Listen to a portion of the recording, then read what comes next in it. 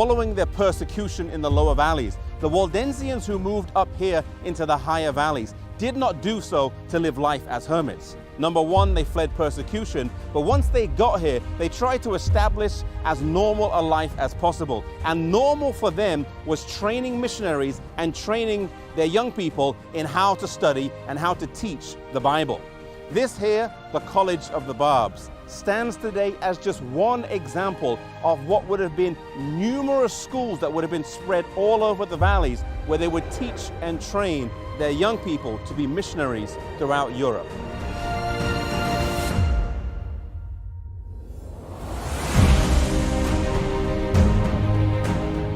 Here in the College of the Barbs is a Bible copy table, a place where the students would have painstakingly, by hand, written the Bible out from beginning to end.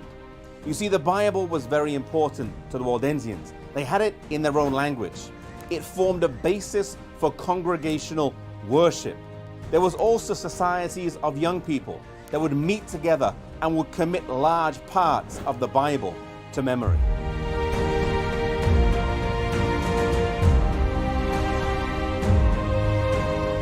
After studying here in the colleges in the valleys, the students would be sent out to many of the great universities around Europe. We know that some of the countries that they went to were England, Scotland, France, Spain, Germany, the Czech Republic, Poland, Lithuania, Bulgaria, and Croatia. And as they went out as students, they would study whether to be a doctor, a nurse, whether it was to be a lawyer. They would study various subjects, but their main purpose of going there was to be an undercover missionary.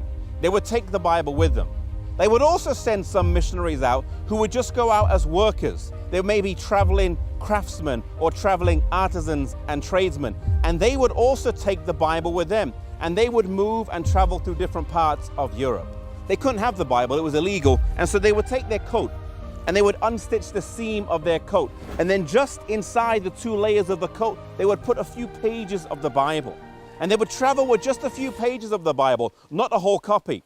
And when they found someone that they thought was maybe interested in the gospel, they would take the Bible out of the stitches of their coat and share the truths of God's word with them. You know, maybe you're working today in a doctor's office. Maybe you're working as a nurse in a hospital. Maybe you're a teacher in a school, or maybe you're a lawyer in some law firm.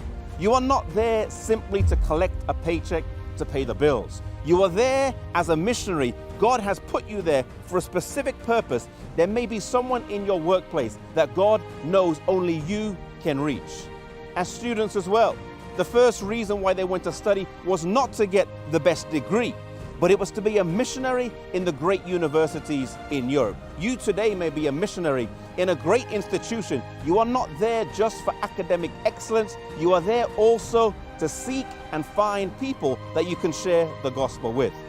And the other thing we learn from the Waldensians is how important the Bible was to them.